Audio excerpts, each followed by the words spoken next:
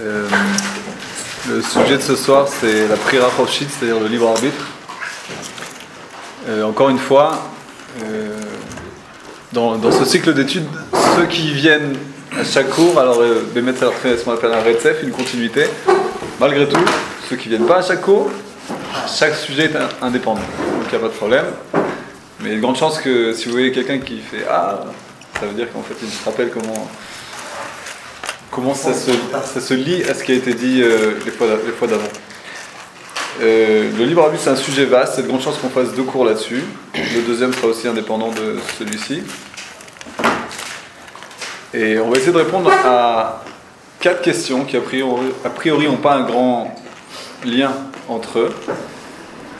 La première, est-ce qu'il y a un rapport entre la pensée d'un petit enfant et la pensée d'un grand chacham? On n'est pas obligé de répondre tout de suite, puisque on garde en tête, peut-être je vais les écrire au tableau après. Shalom.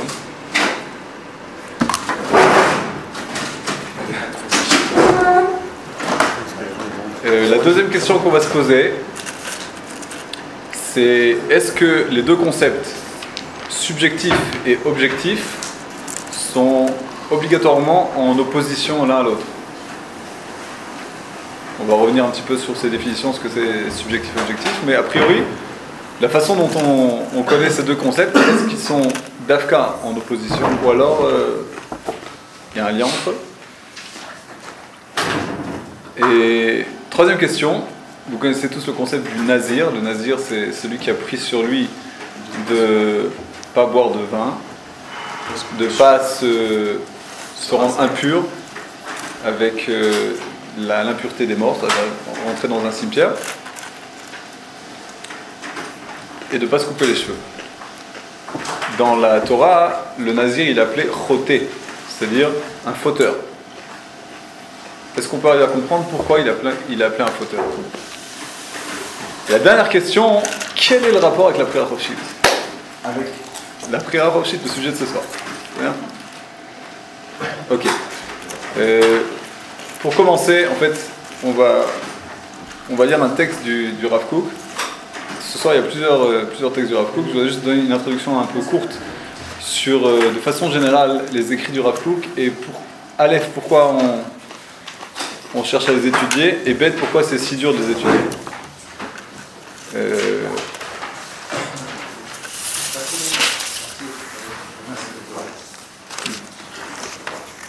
Ce qui est si particulier dans les écrits du Rav Kook, c'est peut-être le fait qu'il a cherché à être celui qui vient après toutes les générations et qui un petit peu vient englober toutes les pensées qui ont été dites jusqu'à maintenant et en faire une synthèse analytique très très profonde. Maintenant, il y a un problème très souvent quand on étudie Emouna, c'est que on ne peut pas en parler ni au niveau de l'intelligence, ni au niveau de l'émotion, parce que c'est ni ça ni ça. Et donc on a un gros problème au niveau de l'expression. Est-ce qu'il faut qu'on utilise un langage qui est beaucoup plus intellectuel, c'est-à-dire philosophique par exemple, qu'on va trouver chez les philosophes, Platon, Aristote, etc. Ou alors est-ce qu'on va servir d'un langage qui est plus proche du sentiment, du regesh, comme par exemple on trouve dans les écrits de Moussard, de morale. Ne fais pas ça, ne fais pas ci, etc. Et beaucoup plus sentimental, émotionnel. Ou alors est-ce qu'on peut se servir d'un langage qui est les 2 à la fois? Ça, c'est l'option du Rav Kook. Le Rav Kook, il a dit, si je suis simplement philosophique, c'est trop sec. Il manque le côté lyrique, poétique. Si je suis entièrement lyrique et poétique, avec de belles expressions, etc., on va pas me prendre au sérieux. On va penser que j'écris de la poésie, mais que c'est pas basé sur des sources et sur des vérités profondes qui ont été établies au niveau intellectuel. Donc sa conclusion a été de prendre les 2 styles, aussi bien le côté intellectuel, philosophique, rationnel, que le côté émotionnel, et d'en faire un seul. C'est pour ça que le style du Rav Kook, il est si en fait difficile d'une certaine façon, mais d'un autre côté, il écrit lui-même pour se justifier, j'ai pas le choix. Si j'écris de façon différente, d'une certaine façon, c'est un mensonge. Parce qu'en fait, il vient nous dire une chose, tu peux pas étudier ta propre personne, qui est en fait Emouna, étudier ce que tu as à l'intérieur, sans te rapporter tout le temps aux 2 côtés de la personnalité. Aussi bien sechel, aussi bien intellectuel que émotionnel. C'est comme si je vous disais, est-ce qu'il y a un moment où on arrête d'être rationnel, un moment où on arrête d'être émotionnel? Non, en général, dans 90% des cas, on est les deux en même temps. Donc de cette même façon, il faut qu'on étudie. Il faut que notre émotion soit au niveau de notre intellect et notre intellect au niveau de notre émotion. On ne peut pas se séparer, l'un de l'autre. Ok, donc dans la première source qu'on a, c'est un petit livre qui s'appelle Dat Elohim, la pensée divine. Et en fait, vous allez voir que cette pensée divine, elle a un rapport très très proche avec notre pensée à nous. Je vais d'abord expliquer oralement. De façon générale, je pense que c'est comme ça qu'on va procéder quand on étudie un texte de Rav Kook. On va d'abord expliquer oralement, et puis après on va voir dans les mots.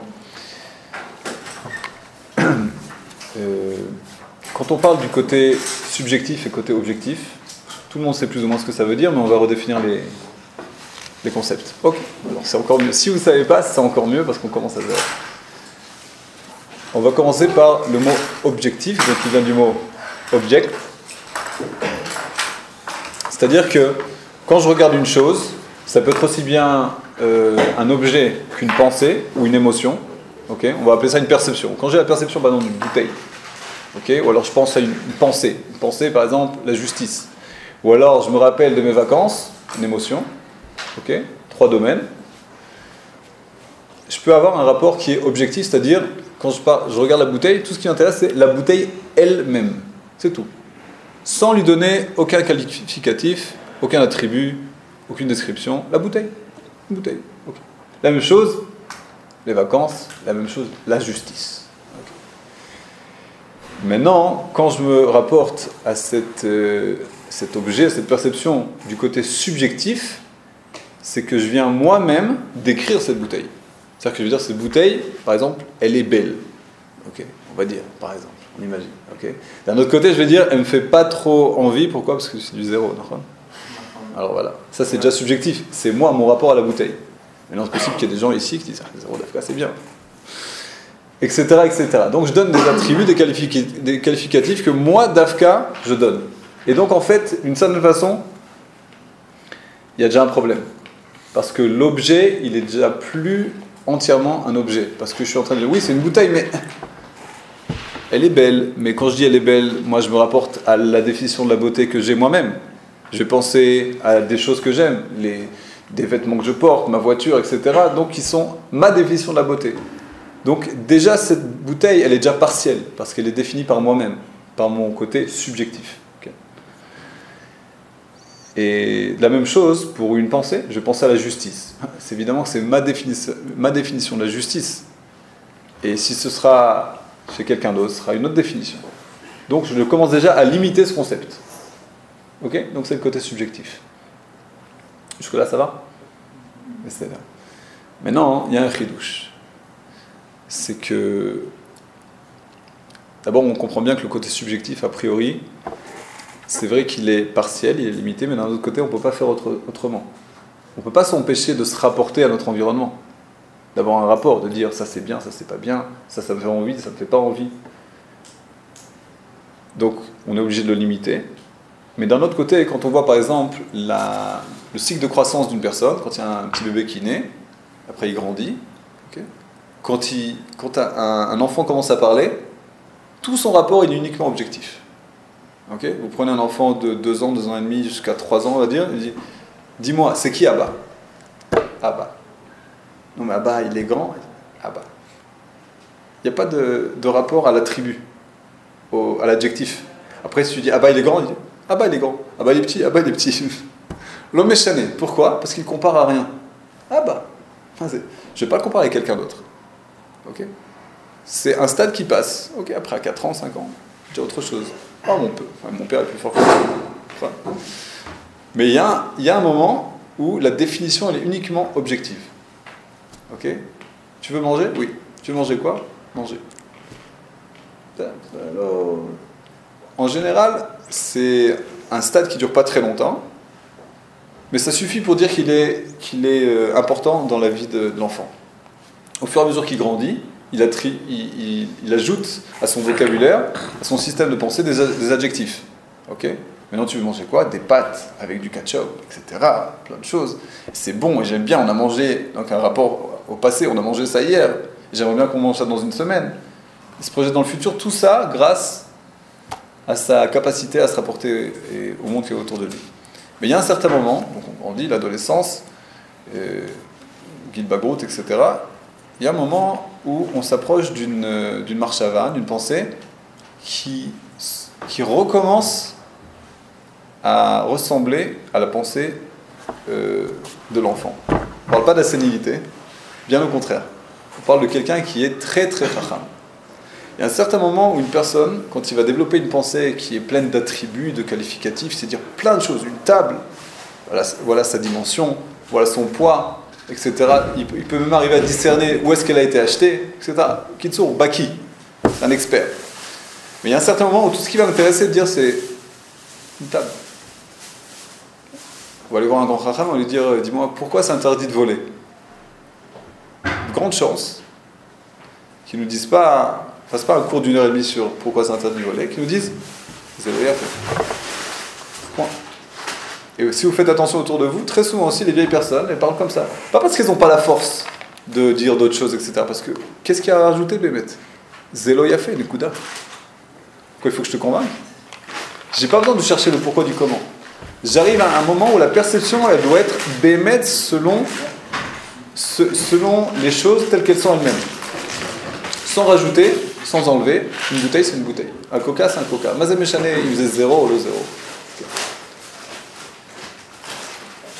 Il n'y a pas d'une certaine manière le besoin d'avancer, de chercher des attributs dans la subjectivité pour pouvoir revenir à l'objectivité.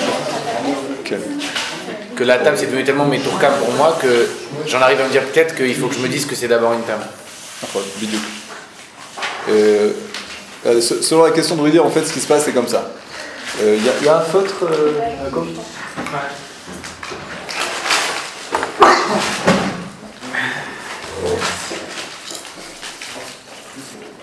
C'est l'éponge. Okay. C'est là.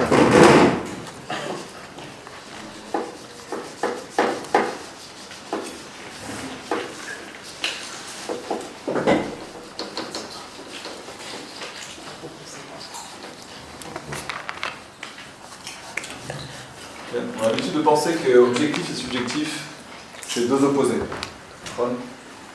Maintenant, on pourrait, selon le cycle de croissance que j'ai défini, on pourrait définir ça d'une autre façon. Okay.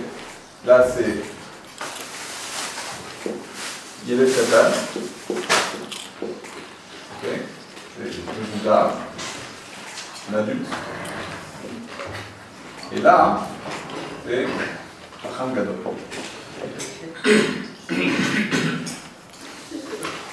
Ok, on va faire un. Donc, l'enfant il commence sa vie ici. Il arrive ici. Bon, là il n'y a rien parce que c'est écrit pas encore. Et là c'est le côté objectif, comme on l'a dit. Abba c'est Abba, c'est tout. On rajoute rien. Pourquoi? Parce qu'il n'y a pas de kélim, il n'y a pas d'ustensile, il n'y a pas de quoi définir. Donc sa pensée, elle est selon les choses au niveau basique. Mais au fur et à mesure où il grandit, il ajoute des attributs, des qualificatifs. Sa connaissance, sa culture elle devient plus riche. Et donc en fait, sa perception devient subjective. Okay, donc là, on est arrivé au subjectif.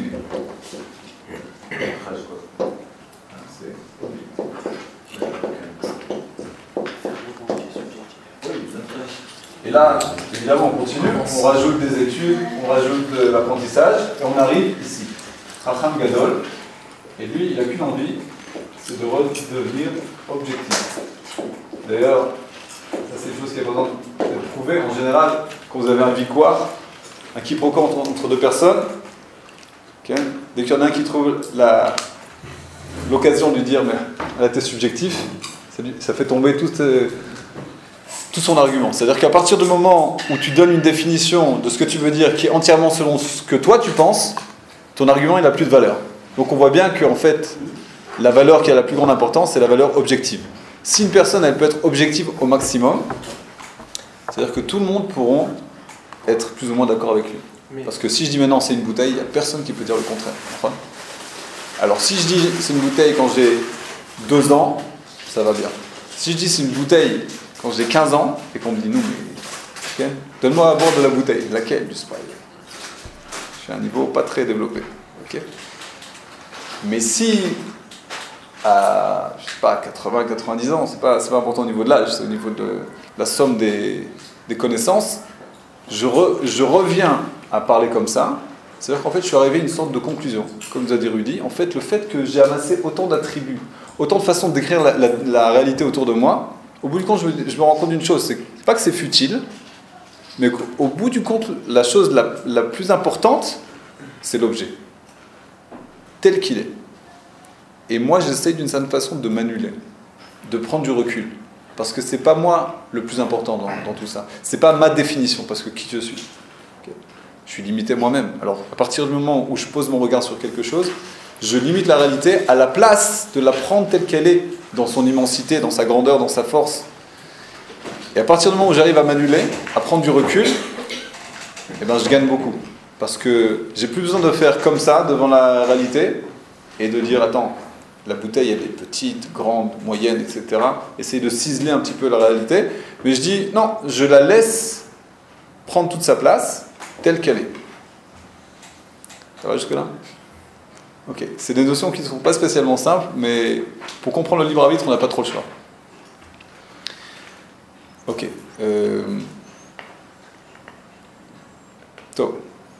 On va essayer de lire ça comme ça, dans le texte.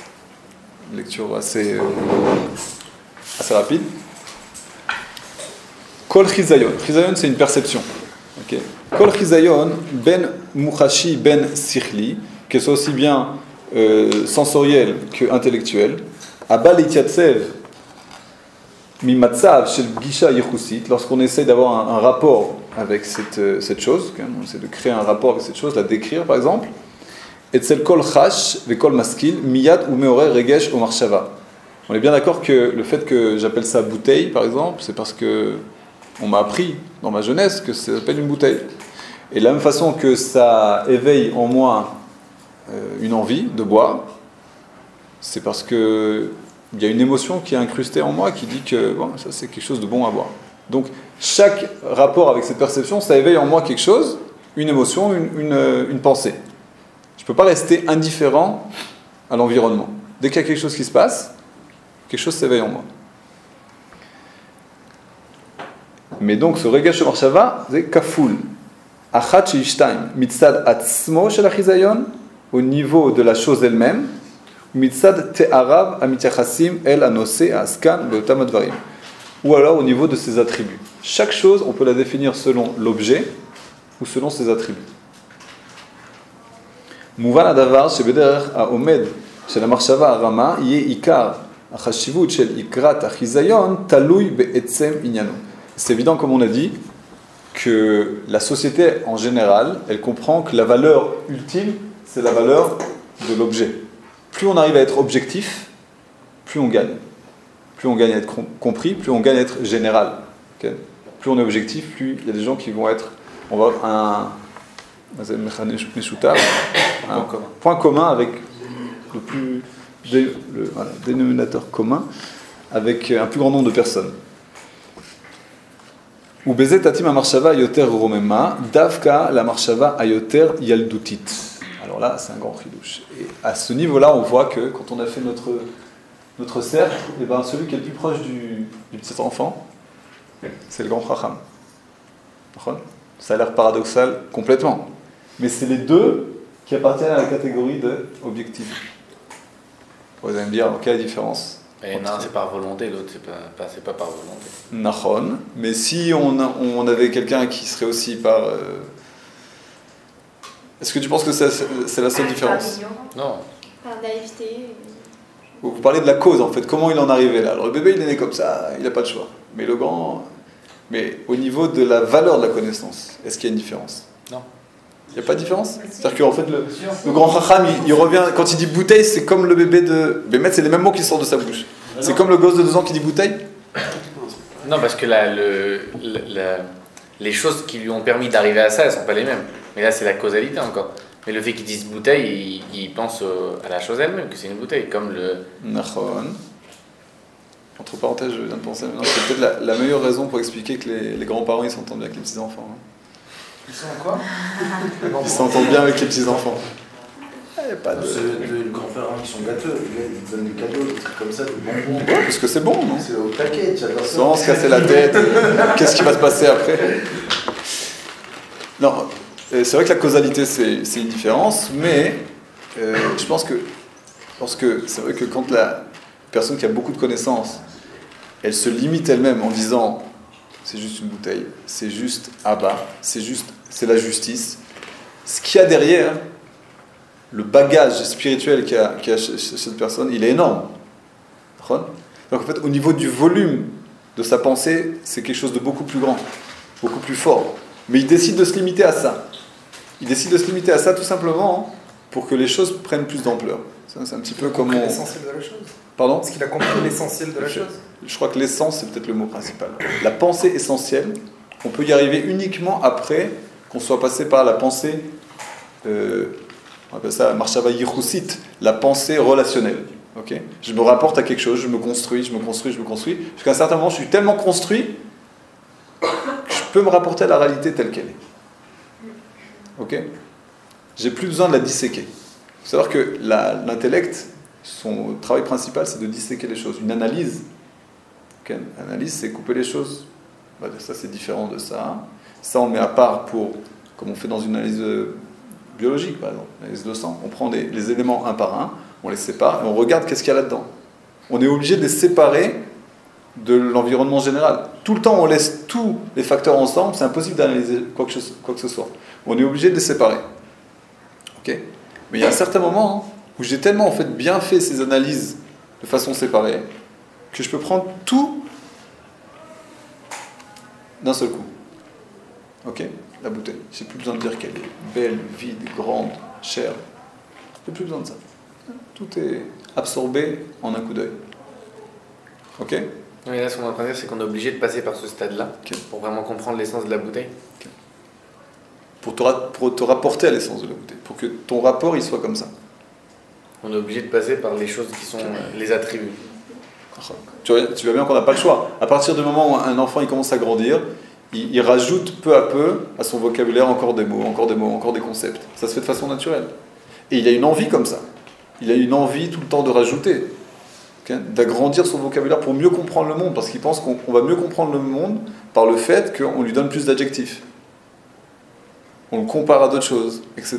On fait travailler notre intellect. Mais à un certain moment, on dit, non, c'est plus comme ça que ça doit marcher. Okay. Par exemple, les plus grands chachamim qui ont travaillé pendant des années, des dizaines d'années à comprendre le pourquoi du comment, chaque chose, chaque définition, chaque mitzvah, la chokhmah, ils nous disent tout simplement, oui, mais quand tu viens dire Kriyat Shema, quand tu viens prier, il faut que tu pries, que tu dises Kriyat Shema, qui est Tinok Ben Yomo, comme un enfant qui vient de naître. Ça veut dire quoi ? Il sait toutes les drachotes, tout ce qu'on a pu extirper du mot Shema, du mot Israël, de chaque lettre, de chaque kavana, etc., etc. Malgré tout, quand il vient faire cet acte de dire Shema Israël, ce qui l'intéresse, Shema Israël. Zéro. Ok. Je ne sais pas si vous avez tout compris, c'est rien du tout.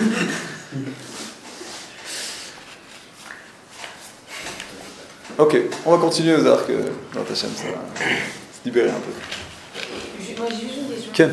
Mais c'est-à-dire qu'en fait on revient, c'est-à-dire que la période où justement quand on est racham on a l'objectif. Ken. Et donc on appelle bouteille pour prendre un exemple bouteille. Mais on ne peut pas avoir ce comportement-là justement quand on est vers quelqu'un d'autre et qu'on veut lui expliquer ce qu'on veut entendre par bouteille. C'est-à-dire qu'à quel moment on doit être, le racham est objectif? C'est quand il décrit lui-même les choses qui l'entourent ou quand justement il va vers l'autre? Quand il doit enseigner à l'autre? Fait, Mamash chez la Torah. Je pense que c'est une question qui, Mamash, va nous faire passer à l'étape d'après. On peut répondre de deux façons. La première réponse, ça va être au niveau de l'Nisayon, l'expérience. Je ne sais pas si tu as déjà essayé de faire ça. Allez voir un grand chacham et lui poser une question. Okay, il y a de grandes chances que tu répondes en 3 mots, 4 mots, une phrase maximum. Alors, et très souvent, c'est mettre au niveau de l'objet. C'est-à-dire, comme j'ai donné un exemple, on va aller voir Rav Yashiv, Rav Kanievski, on va lui dire Kvod Harav, lama sur l'ignov. Ok. Il dit qu'il est assaut, par exemple. Non, kacha, c'est matzben, kacha, c'est kacha. Qui katoub haTorah chez assaut. L'autre ignov. D'accord? Maintenant, si moi je te dis ça, je vais dire, toi, Pas convaincant. pas convaincant, il a fait. Mais si lui dit ça, on va comprendre deux choses. Aleph, j'ai compris qu'il n'a pas répondu selon mon registre à moi de compréhension. Il m'a pas dit toutes les gemarotes qui traitent de ça et toutes les raisons et tout le pourquoi du comment et le pour et le contre, etc. Et dans quel cas ça s'exprime. Il m'a pas dit tout ça. Ça, ce serait plus quelqu'un de, disons, de 20 ans jusqu'à 60 ans qui va répondre comme ça. Il m'a répondu autre chose qui appartient pas à mon registre. Mais c'est sûr que moi, j'ai perçu quelque chose dans ce rapport objectif. J'appartiens pas à ce registre-là, mais quand il m'a parlé de cette façon-là, il y a quelque chose qui s'est dégagé. J'ai rencontré quelque chose. Okay? C'est comme très souvent un grand chacham qui donne une bracha, c'est pas... Bon, ça c'est le rave de la shkuna. Il va dire bracha, et puis il pense que plus on rajoute, plus on lui rajoute. C'est correct. Alors, mais un grand chacham il va dire, un jour j'étais avec un ami, on était à Beit Vagan et on a vu le Admor de Hamshinov qui est sorti. Ça courir, il dit Rav, ah non, avant qu'il le voie, il dit Shana Tova. Il dit Rav, bracha. Il se tourne vers lui et dit Tagili, Shana Tova, c'est le bracha. Les traut, il est parti. Shana Tova, qu'est-ce que tu veux de mieux Sheyelecha Shana Tova. C'est la plus belle bracha qu'on puisse penser. Shana Tova. Il avait dit tout son monde s'est résumé à ces deux mots-là à ce moment-là. Alors, alors mon ami il était un petit peu pressé, il n'a pas fait attention. Mais moi j'ai pris le choc, c'est-à-dire quand il a dit Shana Tova, j'ai compris tout de suite ce qu'il voulait dire. L'ampleur de la chose, bien qu'il ait dit que 2 mots. Okay? Donc tout ça parce qu'effectivement il s'est construit pendant toutes ces années. Tout le côté yichoussi, relationnel avec l'environnement, il s'est construit. Tout ça se trouve en lui. Mais mettre au moment du besoin, par exemple, s'il va aller enseigner à des gens qui sont peut-être plus dans ce côté-là, entre le petit enfant et l'adolescent peut-être qu'il va leur parler comme ça, de façon beaucoup plus enrichie, etc. Il va rencontrer des midrashim, etc., etc. Mais dès qu'il va parler à quelqu'un qui est plus par là, et qui est déjà dans cette courbe, qui peut commencer à entrevoir qu'il y a une valeur comme ça, il peut lui dire de façon très simple. Ok. Mais quand justement, comme dans la Gemara, il y a toutes les discussions, etc. Pourquoi justement ils ne vont pas expliquer les manières de choses claires, etc. Ils sont plus objectifs. Par exemple, dans la Gemara, ils sont pas objectifs. Parce qu'il faut se construire. Ils veulent que tu te construises, comme j'ai dit maintenant. Ils veulent que toi tu te construises, que tu développes ce monde. Tu es obligé de le développer. Si tu ne le fais pas. Pour défendre ce que justement ce qu'on pense, etc. On ne peut plus être objectif, parce que si justement c'est ce qu'on pense, alors c'est. De dire Shana Tova et tout ça, ça veut dire c'est pas, on vient pas. C'est sa définition de la bracha. Et tu vois bien que il n'était pas prêt à. Si maintenant on va demander au Rav qu'est-ce qui est le mieux entre ci ou ça. Ça veut dire qu'il est déjà plus objectif, parce qu'il doit choisir une réponse. Pourquoi ça va être Nachon, mais je ne sais pas comment est-ce que tu veux dire. Est-ce qu'on est toujours subjectif, c'est ce que tu veux dire Nachon. Mais il y a un moment où on comprend, là on parle juste des valeurs. Quelle est la valeur primordiale pour nous?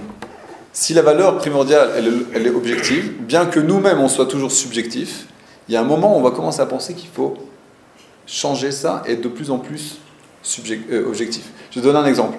Combien de fois par jour ou par semaine tu commences une phrase en disant « moi je pense que… » Jamais, d'accord? Non, je sais pas. Je sais pas, tu te rappelles pas du tout. Non, j'ai jamais réfléchi à ça. Peut-être tu dis pas le moi, mais tu dis je pense.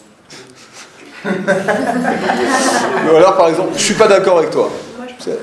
Lama, c'est pour Rachel. Très souvent, le côté subjectif se révèle avant même qu'on cherche à établir un côté objectif. Par exemple, ce qu'on appelle en hébreu Svarat Keres, c'est le ventre qui pense, c'est pas la tête. Pas dans le ventre que t'as faim. Et là, tu réfléchis pas spécialement. Il dit, non, je suis pas d'accord avec toi. Pourquoi? Juste, tu m'énerves. Non, mais à partir du moment où on n'est pas d'accord et qu'on peut justement donner tel argument et tel argument. Ah, alors là, quand on donne des arguments, déjà on commence à comprendre qu'il faut baser ça. C'est-à-dire qu'il faut avoir une recherche. Pas être d'accord, ça veut dire c'est quelque chose de base, ça veut dire c'est primaire. Si on ne sait pas l'expliquer, c'est on a beaucoup de mal à ne pas être subjectif, on est bien d'accord. Et j'ai du mal à les cacher entre ça et le fait que dans la vie, quand on veut avoir un avis sur quelque chose et qu'on veut un avis objectif, on demande à quelqu'un qui ne connaît pas la chose. Alors que là, il faut passer. Quand on veut avoir un avis objectif, on demande à quelqu'un. Voilà, si je veux savoir si c'est une bouteille, alors je vais voir un mec qui a aucun lien avec cette bouteille et je vais lui dire c'est quoi pour toi. En général, quand on a un avis, on veut un avis sur quelque chose, sur une situation. C'est exactement l'inverse de ce qu'on veut. Parce que là, on voit qu'il a besoin de connaître tout. Si tu as 30 ans et tu demandes à ton gosse de 3 ans, c'est quoi? Pour que lui t'apprenne que c'est une bouteille, je pense que Bémet a un problème. Oui, parce que la bouteille, c'est un exemple facile. Mais dans une situation. Non, mais je veux dire par là que toi, maintenant, la prochaine fois où tu vas rencontrer l'objectivité, ce sera uniquement quand tu seras Chacham Gadol. Déjà, mais quand tu seras encore plus. C'est-à-dire que maintenant, tu n'as pas le choix. Il faut que ce soit par le contenu. Il faut que ce soit par l'ampleur, par la profondeur, que tu reviennes à l'objectivité. Et quand tu diras une bouteille, les gens ils vont dire waouh, mais c'est une bouteille. J'ai jamais fait attention, mais c'est une bouteille. Je veux dire, Shana Tova, j'ai reçu une bracha. Et les copains ils vont dire qu'est-ce qu'il t'a dit? Dis-moi tout ce qu'il t'a dit. Je peux pas t'expliquer, c'était. Qu'est-ce qu'il t'a dit? Shana Tova. Ils vont te rigoler, ils vont dire il t'a eu. Moi il m'a dit. Oui, mais à ce moment-là, à cette époque de l'année, c'est aussi une façon de dire bonjour aussi. C'est-à-dire de la même manière que tous les gens disent shalom ou quoi. Ayalo Kavana, c'est là. Quel? Est-ce qu'au moment où on attend l'objectivité, on a conscience que c'est l'objectivité? Quel? Oui. Et même avant, à partir du moment où on commence à prendre cette direction, d'essayer de prendre les choses. Quand je dis Chacham Gadol, ça veut dire celui qui a atteint ce sommet tout le temps. Ok, mais nous, on est déjà dans cette direction. On commence déjà, des fois, à comprendre que c'est pas bien d'avoir toujours cette relation relationnelle. Ça perd de l'entièreté des choses. Et lui, c'est quoi le lien entre l'objectivité et le libre arbitre? Oh, il fait mieux. Ok, alors on continue. C'est la 4e question. C'est pour ça qu'il y a 2 pages. Ok, dans l'Ilchot Tshuva du Rambam, Perek Hei, il nous dit la base du libre arbitre, et donc on va se limiter aux 4 premières halachot. C'est des choses qui sont connues de tous, mais il faut toujours qu'on se garde en tête que c'est un livre de halacha. Ça veut dire que c'est un livre de halacha qui est basé sur un livre de Marshava. Il faut qu'on garde en tête que ça veut dire que ça s'applique à pratiquement toutes les étapes de notre vie et tous les moments de notre vie, quand on parle du libre arbitre. Reshut lekol adam netuna im ratza latot atzmo lederech tova veliot tzadik הרשות בידו. ואם רצה להטות עצמו לדרך רעה ולהיות רשע, הרשות בידו. Chaque personne peut décider s'il va être un tzaddik ou un rachat. Ça dépend uniquement de lui. ושכתוב בתורה, אין האדם היה כאחד ממנו לדעת טוב ורע. כן? C'est comme on a vu la semaine dernière, ou c'est 2 semaines? La semaine dernière, avec le serpent et Chava.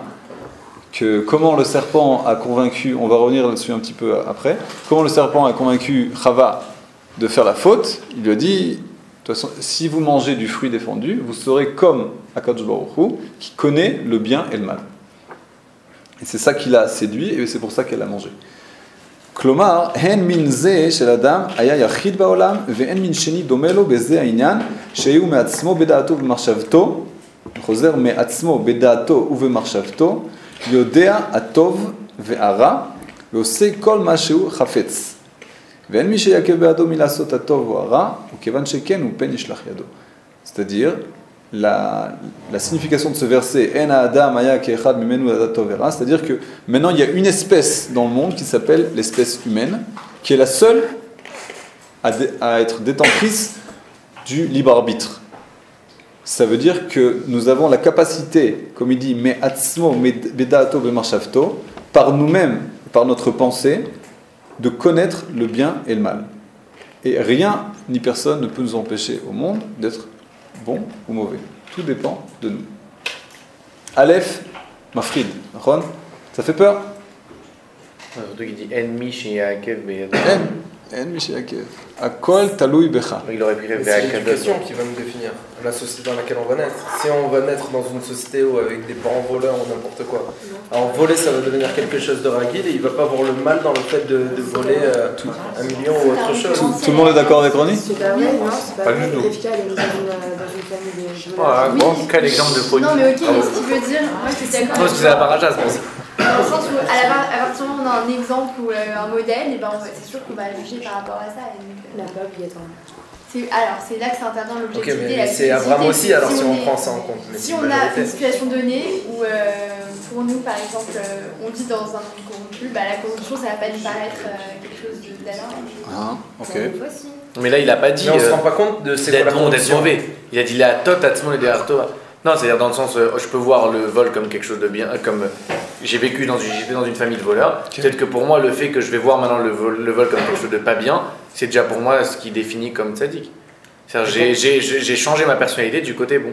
Mais pour toi, c'est quelque chose de ragile Mais pourquoi- maintenant. C'est quelque chose de normal pour toi de voler parce que tu n'as jamais su, jamais personne n'est venu et te dit le vol c'est pas c'est mal. Quand tu nais dedans, on te dit voler c'est bien. Tu nais, tu dis vas-y c'est bien. Oui, mais peut-être De la que- même manière que tes parents ils t'ont appris quand tu étais petit, voler c'est mal. Non, je pense Maintenant, que tu le vol, apprends, un voler, mauvais c'est exemple, bien. Parce que le vol, tout le monde sait que prendre quelque chose d'un autre, c'est pas. Pourquoi on Parce que savait là, on pas. revient au problème de la morale ou. Non, je pense que c'est une morale intérieure. Le vol, c'est comme si tu dis j'ai vécu dans un monde où on tuait tout le monde dans la mafia. Mais tu sais que tuer c'est pas bien, même si tu vis avec des meurtriers. C'est pas un truc, je te dis genre. Ce que je veux dire, c'est que toi, pourquoi toi ça te paraît tellement normal que être méchant c'est pas bien, être gentil c'est bien. Ok, parce que depuis. Bref, mais parce que depuis que t'es petit, on te l'a dit, on te l'a inculqué, et pour toi, on t'a jamais parlé du contraire, donc ça te paraît même pas possible. Mais il faut savoir que la morale, bah, c'est pas forcément quelque chose d'objectif, justement, et que des fois, on a tous été élevés comme ça, mais que peut-être que si tu fais une expérience et que tu mets quelqu'un dans un. T'abuses de trucs mal. Non. Ouais, et bah voilà. En tout cas, peut-être que si tu fais naissance et tu mets quelqu'un dans un monde où on lui inculque des valeurs aucun rapport dès sa naissance, bah lui, après tu le mets dans notre monde qui nous paraît normal, entre guillemets. Parce que c'est aussi subjectif de dire qu'on est dans un monde normal et ça se trouve aucun rapport. Quoi. Tu t'es jamais dit que peut-être qu'en fait on est à côté de la plaque? Donc en fait, c'est un rêve. C'était le truc à la fin, ça. C'est là où est-ce que tu le rêves ou est-ce que tu le rêves? Oui, mais alors, parce qu'on y croit dans. De façon générale, je pense que on peut pas dire qu'il y ait quelqu'un qui est tort. Moi je suis cobaye. Je peux pas dire que ce qu'il dit Ronnie, de toute façon, c'est une vérité prouvée de plusieurs aspects. Malgré tout, tu vas voir tout de suite que le Rambam, il dit exactement le contraire de ce que tu dis. Je vais lire la phrase qui suit. Lis avec nous la phrase qui suit, tu vas comprendre la deuxième halakha. Quand on dit l'objectif, quelque chose d'objectif, c'est quelque chose qui se rapproche de la vérité, on va dire. Okay. Mais la vérité, c'est par rapport à notre perception ou enfin. Si c'est perception, c'est subjectif. Oui, donc voilà, donc il y a toujours une marge subjective. En gros, c'est revenir à voir la faute. C'est ce que j'ai dit tout à l'heure, qu'il y en a qui vont dire la semaine dernière. T'étais pas là. Non, parce qu'il y a maintenant, il y a des gens qui racontent les cours. Il y a un truc de Chickbourg qui est fait pendant la semaine. La notion de vérité. Source numéro 3. Alors Dieu, vous voyez, un monde de vérité, c'est ça. Fais-moi. C'est ce qui était pas bon ou mauvais, mais Il a fait mal. Parce qu'on va voir dans l'ascension, on va se rappeler ce qu'on a vu la semaine dernière. Bref, mais je vais répondre aux deux questions. C'est-à-dire que ce que nous a dit Ronnie, c'est vrai. Mais d'un autre côté, on va expliquer juste, on lise le Rambam dans les mots, pour qu'on voit d'abord Alia Avor Bemarchavtra Davarze Sheomrim Tipshe Umot Haolam Verov Golme Bnei Israël. Il ne faut pas que tu penses comme pensent les gens stupides des nations du monde et des gens pas très développés qu'il y a dans notre peuple. Shakadosh Baruch Hu Gozer al Adam Mitrilat briato liot tzadik ou rasha. Ne pense pas que Hachem décrète qu'une personne soit bon ou mauvais à partir de sa création. En adavar ken, el kol adam raoui lo liot tzadik kemoshe rabbeinu. C'est noir sur blanc. Chaque personne doit être tzadik comme Moshe Rabbeinu. J'ai une question. Mais forache, on va vous faire par ordre parce qu'il y a trop de questions après. Il ne répond pas aux questions. Au Racha qui est Yerovoam, au Chacham, au Sachar, au Rachman, au Arzari, au Kili, au Shoah. Kili ça veut dire avar, Shoah ça veut dire généreux. Mechen Shear Koladeot. Donc chacun peut décider d'être ce qu'il va être et il n'y a pas de limite. La seule limite c'est Moshe Rabbeinu. En haut, en bas, il y en a d'autres. Ve'en lo mi sheyichpeu velo gozer alav velo mi shemoshcho leechad mishne adrachim ela hu be'atzmo umida'ato note le'eize derer sheyotze. Encore une fois, il n'y a personne qui le force ou qui décrète sur lui d'être de prendre quelconque chemin, mais c'est lui qui décide. Ou Yirmiyahu amar mipi elyon lo tetze harot ve'atov. Yirmiyahu, le prophète, nous a dit de HaKadosh Baruch Hu ne viendront pas le bien et le mal. Et de qui viendront? De toi. Okay. C'est-à-dire, Baruch, que c'est sûr que c'est HaKadosh Baruch Hu qui fait le bien et le mal dans le monde. Mais il a décidé que le bien et le mal se réaliseront dans le monde grâce à toi. C'est-à-dire que toi, tu es le dernier maillon de la chaîne. Un petit peu comme on va dire le robinet et la société d'eau. Ok, la société d'eau, c'est sûr que c'est elle qui fournit l'eau. C'est pas parce que j'ai fait 3 petits tours comme ça dans un objet en fer que d'un coup il y a de l'eau qui va venir. Le fait qu'il y a tout le mécanisme qui marche sans moi, les pompes, etc., et la rivière, et les tuyaux qui arrivent jusqu'à mon appartement, mais moi il faut quand même que j'ouvre mon petit robinet, et là il y a de l'eau qui sort. Donc c'est la même chose. HaKadosh Baruch Hu, il fait le bien dans le monde, mais il veut le faire grâce à moi. Donc si moi je n'ouvre pas le robinet, si je décide de ne pas être partenaire de cette réalisation, alors il n'y aura rien. Mais si je décide que oui, alors moi je fais partie de ça, et c'est ce qu'on appelle ici que toi tu fais le bien. Tu fais le bien, tu réalises le bien divin en fait. Il y a personne qui réalise mal. Non, si. Tu lui couvres pas le robinet. Oui, celui qui La même chose. Je vais juste pas donner d'exemple. Mais il y a des personnes qui sont mises dans certaines situations dès le début. Ok. Ok, alors il faut répondre à la question. C'est bien. Ce que nous dit le Rambam ici quand il dit que chacun d'entre nous peut être chacham, peut être tzaddik comme Moshe Rabbeinu, c'est-à-dire en fait que Bémet, on a au niveau de notre potentiel intérieur une possibilité d'arriver au sommet de la spiritualité et de la vertu. Maintenant, c'est vrai qu'on n'a pas tous le même point de départ. Il y en a qui sont nés dans la maison du Af-Beddin de l'époque, c'est-à-dire Amram, le père de Moshe Rabbeinu, et donc peut-être qu'il y avait déjà un départ. Et il y en a d'autres qui sont nés chez des Mishpachat Mafiosi, par exemple. Okay. Donc ça va être plus dur pour arriver au niveau de Moshe Rabbeinu. Okay. Il y en a qui sont nés à Maaretz et enfants de convertis comme Rabbi Akiva. Donc aussi, a priori, c'était dur. Mais il arrivait quand même très très loin. C'est quoi la différence?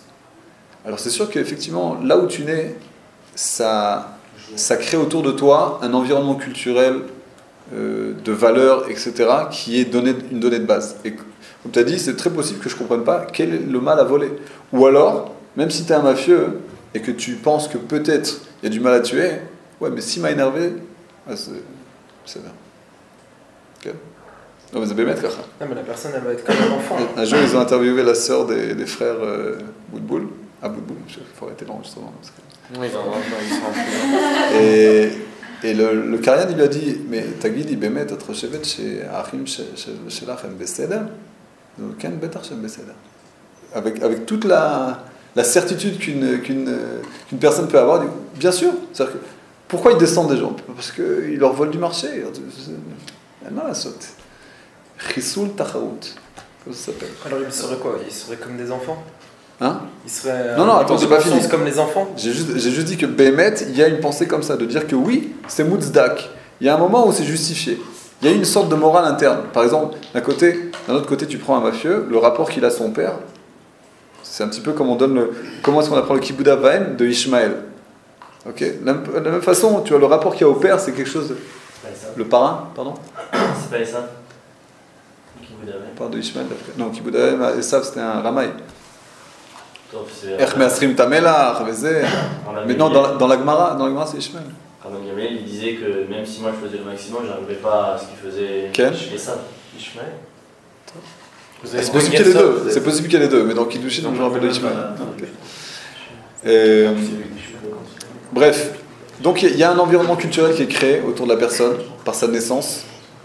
Et Bémet, pour lui, ça va être déjà la première épreuve, ça va être de comprendre pourquoi on vole pas tout le temps. Voler, c'est sûr qu'on vole, mais pas tout le temps. Par exemple, les amis, on les vole pas. C'est déjà une valeur morale. Okay, et ça, c'est sa première épreuve. Okay, s'il arrive à surmonter cette première épreuve, ça veut dire qu'il s'est déjà élevé un petit peu.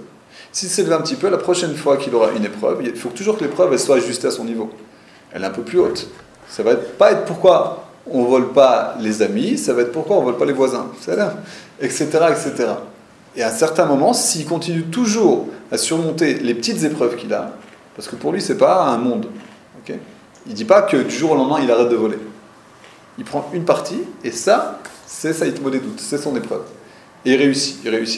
À un certain moment, c'est fini avec le vol. Etc. Et là, on arrive, mais sauf au Shel Davar, tout en haut de l'échelle, Moshe Rabbeinu. C'est-à-dire que c'est vrai que peut-être t'es parti tout en bas, et tu as plus de travail à faire. Okay, l'exemple de Rivka, par exemple. Rivka, elle n'a pas étudié au Beth Yaakov. C'était dur. Mais elle sait qu'il y a un oncle qui est justement... Elle n'a jamais vu... l'oncle il est Besséder. Non. Elle l'a jamais vu, elle sait pas, elle sait juste qu'il a un fils et qu'apparemment elle va se marier avec lui. En dehors de ça, elle sait rien. Il n'y a pas de influence morale et culturelle sur sa nièce. C'est un cas sur la terre entière à l'époque. Non, il y en a plusieurs, mais Rabbi Akiva. Rabbi Akiva, il dit à lui-même que quand il était à Maretz, il disait amenez-moi un Tamid Chacham et je vais le mordre comme un âne. Ok, mais ça veut dire c'est pourquoi? Parce que par amour pour sa femme ou par envie pour sa femme, etc. Il a changé. Exactement, tu vois. Il a commencé l'olishma. Il l'aurait pas fait. Il a commencé l'olishma et petit à petit, c'est devenu l'ishma. Ok, mais ça veut dire au début il y a quelque chose qui l'a poussé. Mais ça, c'est ça avec ça aussi. Non, mais ça veut dire à la base, si sa femme, elle n'était pas venue, elle lui avait pas dit maintenant c'est circonstanciel. Va étudier. Qu'est-ce que tu veux qu'elle lui dise? Viens ici, on va t'apprendre c'est quoi une bouteille. Il ne serait même pas rentré. Elle est obligée de lui faire une sorte de... Pas une entourloupe, mais de lui dire... Hein? Ok, ça répond à la question? Donc il faut un aimant extérieur. Il faut un aimant... Non, parce qu'en fait... on s'arrêtait au milieu, c'est ça le problème. J'ai commencé à dire qu'effectivement, chacun... Comme le Rambam nous dit, peut arriver au niveau de Moshe Rabbeinu. Mais d'un autre côté, vous dites, il y a l'environnement qui fait que tu commences très bas et en plus de ça, tes valeurs sont peut-être pas les meilleures valeurs. Donc tu as du mal, bichlal, à acquérir les valeurs qui vont te faire grandir. Ken, mais il ne faut pas penser qu'une personne elle reste même un moment sans une épreuve où il fait agir son libre arbitre. Okay, c'est-à-dire que même le pire des criminels, quand il va regarder dans les yeux de sa victime, il va peut-être se dire peut-être que je vais faire ça autrement. Okay, ça va pas être au niveau je vais arrêter. Non, putain, serial killer, c'est son travail. Mais il va dire je vais faire ça autrement. Cette fois-ci, on va faire au couteau. Ok, et etc. Et à chaque fois, il va enlever un petit peu. Ok. Donc c'est juste au niveau du parcours qu'il y a. Mais ça enlève rien au potentiel. Bien au contraire, le potentiel c'est le même. Ça te dit que Moshe Rabbeinu. Moshe Rabbeinu au niveau de l'éducation, c'était pas si simple. Parce que d'un côté, effectivement, il a reçu jusqu'à un certain âge l'éducation de Yocheved. Après, c'est l'Égypte. Hein. Non, mais il a que 40 ans en Égypte après quoi. Ken, il a pourquoi 40 ans? Pas 40 ans. Non. Nadé 20 ans. 20 ans, après il a fui, 60 ans, il est revenu à 80 ans. 20 ans. Donc il est resté environ, disons, 14-15 ans dans le palais de Paro, sans rapport a priori. C'est dur de savoir ce qui s'est passé dans la vie de Moshe Rabbeinu. Il a eu la base avec de la morale. Ça veut dire sa mère, quand il était enfant, il avait de la morale. Malgré tout, je suis d'accord que c'est pas le meilleur exemple à ce niveau-là. Il faut savoir si quand il était né, il n'y avait pas eu sa vraie mère derrière. Alors, comment d'accord, c'est possible. En fait, c'est que le libre arbitre, c'est la subjectivité. Enfin, j'ai toujours pas compris le mélange. C'est là, mais tu te rapproches. Bechavana, je donne pas la réponse tout de suite parce que. C'est la force que tu as mis à réfléchir. Est-ce que c'est objectif? La réponse, non, mais je pense que. J'ai pas fait ça.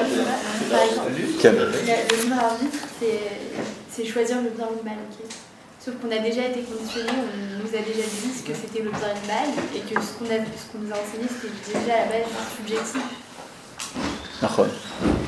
Ok, donc.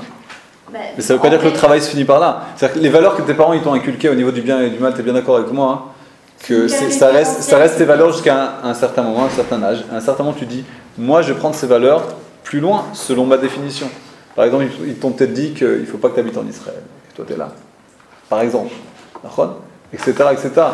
Ils ont peut-être dit, nous, ça va là, allume les bougies de Shabbat, mais aller à des cours de Torah. Ok, je dis non. Donc, on est bien d'accord que tu reçois une donnée de base. Et toi, tu décides de la continuer ou pas. Et quand tu décides de ne pas la continuer, c'est oui le libre arbitre. Quel ? Mais il n'y a pas une seule. Enfin, moi, je trouve que vraiment l'objectivité, ça n'existe pas en fait. On est d'accord. Mais en fait, le but, ça va être effectivement de prendre ce chemin. D'arriver dans ce côté-là de la courbe. De passer de subjectivité vers essayer de prendre comme définition de valeur primordiale, l'objectivité. Il y a un certain moment de ta vie où le côté principal de ta personnalité va s'exprimer à travers la subjectivité. Moi, je pense, etc. Il y a plein d'opinions, des hautes. Les opinions, c'est dire moi, je pense. Okay. C'est d'avoir un avis, en fait. D'avoir un avis sur tout, comme ça, il y a une expression. J'ai un avis sur tout. Ou pas. Et alors, c'est négatif, ça ? Si c'est pas un avis qui est fondé sur une recherche objective, en fait, tout ce qui est subjectif, ça a une connotation. Je donne un exemple. C'est vrai que c'est impossible, mais ça dépend à quel niveau. Par exemple, on va prendre les plus grands chachamim, quand ils écrivent une tchouva, on leur pose une question de halakha, et ils écrivent une tchouva. Okay, ça peut être une tchouva de plusieurs pages. Et leur rapport, il va être toujours de savoir c'est quoi ce qu'on appelle le pshat, c'est-à-dire c'est quoi le sens propre de chaque chose, chaque halakha, etc. En comprenant d'abord ce qui a été dit, qu'est-ce qui est écrit dans le livre. Okay, essayez de comprendre la façon la plus simple, la plus logique, sans donner d'avis. Et à un certain moment, vous avez une phrase comme ça. Li nire, ou alors libi omerli. Moi, il me semble. Jusqu'à maintenant, il n'était pas présent. Jusqu'à présent, tout ce qu'il a fait, c'est amener les sources. Il a jamais mis dans une tchouva. Jusqu'au moment où il dit. Jusqu'au moment où il dit. Mais toute la première partie en général, toute la première partie, ça va être la recherche de l'objectif. De l'objectivité, d'essayer d'être le plus objectif. Et à un certain moment, il manque toujours quelque chose. La Torah est construite de telle façon que tout s'entrelace comme ça, une sorte de toile d'araignée, où il y a une sorte de grande cheshbon comme ça, où on calcule plein de choses, etc. Et les choses avancent, la vérification avance, etc. Mais à un certain moment, il manque une sorte de maillon dans la chaîne. Ce maillon, il faut que ce soit toi qui le remplace, parce que toi tu penses. C'est le but de la Torah. Mais juste à ce moment-là. C'est-à-dire, si tu mets ta subjectivité avant que tu recherches l'objectivité, alors c'est négatif. Mais si tu as fait tout ce travail de rechercher, de clarifier, de vérifier, etc., et au bout du compte, tu dis, j'arrive à la conclusion que, selon mon opinion, c'est comme ça, alors là, c'est autre chose. Là, ça devient une bénédiction. Ça devient exactement tout le but de la Torah. Que tu te réalises toi-même, mais uniquement si tu as commencé à rechercher cette objectivité. Ok ? Non. Et quand quelqu'un nous voit et nous pose une question sur quelque chose, il va nous demander notre avis, justement. Nous, alors comment tu réponds ? Est-ce que tu dis attends 2 minutes. Dans ce livre, il y a écrit ça, dans ce livre, il y a écrit ça. On vient lui donner les exemples. Azébaya, Bémet. Non, mais alors. Azébaya ? Hein ? Alors tu parles sans savoir ? Non, mais alors. Ok, mais la personne, ça veut dire elle vient pas maintenant entendre tout ce qui s'est passé dans le système. Si elle demande. Elle vient nous demander maintenant une conclusion. Toi, qu'est-ce que tu en penses ? Alors je sais, oui, je connais dans 6, ça, lui il veut la conclusion. J'ai pas compris. Si elle demande, est-ce que tu préfères la glace à la vanille ou à la fraise, et toi tu réponds comme ça de l'instinct, au chocolat. Ça baba. Ok ? Au chocolat. Très bien. Mais si elle demande, dis-moi, est-ce que tu penses que c'est bien que les Haredim ils n'aillent pas à l'armée ? Toi tu dis, je sais ça. Okay. Non, mais alors on crée sur la subjectivité. On crée. On répond objectif en se basant sur la subjectivité. Pas en se basant, au contraire. On se base sur le côté objectif et peu à peu on arrive, plus on approfondit, on arrive à un moment où Bémet, l'objectivité ne répond plus à la question. Il faut rajouter un... Oui, mais à la base, tout ce qu'on est allé rechercher, tout ce qu'on est allé clarifier, vérifier, etc., c'était sur des choses subjectives. C'est sûr qu'on a toujours au départ... Donc c'est vraiment de la subjectivité que ressort l'objectivité alors. On peut commencer comme ça si tu veux, mais moi ce qui nous intéresse à ce niveau-là, c'est quoi le but? Le but c'est d'arriver à l'objectivité ou à la subjectivité? Oui, mais ça revient à ce qu'ils disaient tout à l'heure. C'est-à-dire que maintenant, moi j'ai un problème, je vais aller chercher une personne extérieure à mon problème qui va pouvoir me donner un regard objectif. Je crois que tu veux dire autre chose, enfin j'ai compris autre chose. Oui. C'était ça. Je vais aller chercher...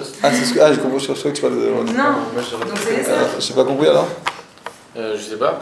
Non, c'est-à-dire que c'est ça que j'ai pensé. Quand on a un problème, d'accord, quand on a une situation, voilà, n'importe, on va aller chercher quelqu'un qui est extérieur et qui, de son point de vue du coup, qui est extérieur, va pouvoir donner un regard objectif sur la situation. Du fait, malgré que lui-même soit subjectif, voilà, il va être mais vu qu'il est différent de moi, alors déjà, c'est déjà plus objectif. Non, mais ce qui me dérangeait, moi, c'est quand j'ai dit ça, c'est que je trouvais que ça, c'était le contraire de ce qu'on a décrit. Non, elle a raison dans le sens que, effectivement, le fait que moi, je parle avec toi, et déjà, tu m'extirpes de ma personnalité parce que je parle avec toi, je rencontre ton point de vue. Donc c'est vrai que toi aussi, tu es subjectif. Mais c'est vrai que la rencontre des deux subjectivités, c'est quelque chose de beaucoup plus objectif que moi tout seul. C'est profond ça. C'est profond, mais au bout du compte, regarde, on va dire, pourquoi tu parles à un ami? Mais c'est ça. Parce que moi-même, j'arrive pas à me sortir de mon... Donc c'est pour ça qu'on arrive à la conclusion, c'est de la subjectivité naît l'objectivité en fait. Ok, mais c'est ce qu'on a dit là. tu parles du côté subjectif et tu dis... Quand tu connais trop bien quelque chose, ça arrive plus à être objectif. Mais ça, moi, quand on a repensé 3, 4, 5 fois notre problème, ok? J'arrive pas à m'en sortir tout seul. La Gemara nous dit quand toi-même t'es prisonnier, tu peux pas sortir toi-même de ta prison. Il faut que quelqu'un d'autre te tende la main. C'est exactement ça. Et la phrase, elle est dite au niveau du pshat. Par exemple, il y a quelqu'un qui est malade. Alors pour qu'il se sente mieux, il faut bikur cholim. Comme début de brachot, il y a des chachamim qui viennent visiter un autre chacham. C'est comme Rabbi Akiva aussi.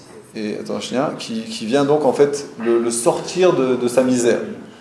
Mais au niveau d'explication plus profonde, c'est exactement au niveau de ça. Tu es emprisonné dans la prison de ta pensée. C'est quoi la prison de ta pensée? On n'est pas si malheureux que ça. La prison de ta pensée, tu ne peux pas penser autrement que ce que tu es. Voilà, saute. Ce que tu penses, c'est ce que tu es. C'est quoi la preuve? Si tu penses que tu dois être ingénieur, l'oyazor, tu seras ingénieur. Petit, grand, moutzlach, c'est pas grave. Si tu penses qu'il faut que tu t'appartiennes à ce type de société, tu vas y appartenir. Ou alors tu as tous ces efforts. La pensée, elle dicte ton attitude. Mais non, tu peux pas penser différemment de ce que tu penses. Un gros problème. Jusqu'à ce que tu rencontres soit une pensée différente, soit une personne différente, soit un livre, etc., soit un système de pensée. D'accord ? Mais à un certain moment, on se sent limité. C'est comme ça qu'on a été créé, on est limité. Et à partir du moment où il y a quelqu'un qui nous rencontre, alors ces deux limites-là, en fait, elles se rendent compte qu'il y a quelque chose qui est au-delà. Parce que si moi j'ai pu penser pendant 20 ans comme ça, et toi pendant 20 ans tu as pensé différemment, apparemment il y a une troisième pensée qui est différente, parce qu'elle a pu donner lieu à ces deux pensées-là. Donc la source, ce qui se trouve au-dessus de ces deux pensées, elle est plus vraie que ce que toi tu penses et ce que moi je pense. Et ce qui se passe très souvent, pourquoi on dit que dans une yeshiva il faut étudier en chavruta, en binôme, parce que... Et comment ça marche? Toi tu vas dire ce que tu as pensé, et l'autre va t'expliquer ce que lui il a pensé. Et alors on reste comme ça tout le temps alors? Non, pas forcément, parce que l'un, celui qui n'a pas très bien compris, il pense avoir compris dans un sens, il va écouter ce que l'autre dit, il fait « Ah, j'avais pas compris dans ce sens-là ». Exactement, c'est la phrase que tu as dit. J'avais pas compris comme ça. Ça veut dire en fait, toi, c'est possible, je suis pas d'accord avec toi. Mais toi, tu m'as aidé à mieux me comprendre moi-même, mieux me comprendre ce que je dis en fait. Même des fois, juste le simple fait de se trouver devant une personne, expliquer verbalement ce que tu penses, déjà tu dis « Ah, regarde ». C'est quelque chose de pas clair. Tout le temps, c'était juste dans ta pensée, mais tout seul, c'est un peu louche en plus comme ça. Mais quand tu parles à quelqu'un d'autre, déjà, c'est plus sérieux, parce que tu es obligé qu'il comprenne. Donc, il y a une plus grande mechouillavout. Tu t'obliges à être plus clair. Et à partir de ce moment-là, tu vérifies par toi-même les choses que tu dis. Si en plus il rajoute quelque chose, tu commences à t'élever. C'est ce que j'ai dit tout à l'heure. Tu t'élèves à la source des deux pensées. Parce que ce que tu vas trouver maintenant, c'est la source de ce que lui dit et de ce que toi tu dis. Donc c'est quelque chose de plus général. De façon générale, quand on va vers une pensée plus clalite, plus générale, c'est plus proche de la vérité. Okay? Quand on tombe dans le prat, dans le détail, on a plus de chances de se tromper. Laissez là, on continue. Ok, maintenant le Rambam nous dit quelque chose de très simple, mais en fait c'est quoi les hashlachot, c'est-à-dire les conséquences du libre arbitre. Si on accepte, parce qu'il nous a dit tout à l'heure que c'est pas si simple que ça, les nations du monde, elles ont vite fait de rejeter le principe du libre arbitre. Dans Moreh Nevuchim, ils emmènent des katotes, c'est-à-dire des groupes de pensée qui rejettent complètement le principe du libre arbitre. Bat Kalmim, ils nous disent un casse d'avar. La pierre qui est tombée maintenant, elle devait tomber depuis, etc. Ça encore, on pourrait l'expliquer. Mais toi, parce que tu as levé la main comme ça, c'est parce que depuis ta naissance, tu as été programmé pour lever ta main à cette heure-ci. C'est en fait uniquement dans le sentier du Mazal. Comme ils disent les Arabes, El Maktoub. Tout est écrit. Tout. C'est tout écrit. La seule différence, c'est qu'il y a écrit plusieurs choses. Et après, c'est toi qui décides dans quelle direction tu vas aller. Selon qui tu dis ça? Je l'ai déjà entendu. Non, parce qu'il y a une grosse différence. Non, c'est moi les Vouchim, c'est comme tu dis, ça dépend dans quel sens. Il y a des fois où il dit tout ça, et après il dit tout ça, c'est. Non, Dieu, il a déjà écrit toutes les directions que tu peux aller, toutes les possibilités, toutes les options qu'il y a. La seule différence, c'est quoi le libre arbitre? C'est toi, tu vas choisir entre les 5 possibilités qu'il a écrites. Ça, c'est plus proche de ce que nous on dit. De ce que Ce que nous on dit. Je crois que c'est ça. Là, quand je parle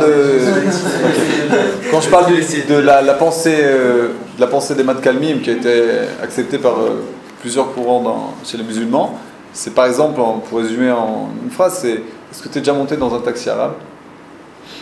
Pas un taxi arabe à Jérusalem, un taxi arabe dans Yehuda et Shomron. Aleph, je te conseille pas. Mais bête, si ça t'est arrivé, et quand t'arrives, tu descends, tu dis à Gomel, il faut aussi que tu comprennes pourquoi. Donc tu peux lui poser la question, pourquoi tu conduis avec les yeux fermés? Il va dire El Maktoub. Tout est écrit. Si je dois me prendre un camion, c'est écrit. Si je dois pas prendre, c'est pas. Bemet kacha.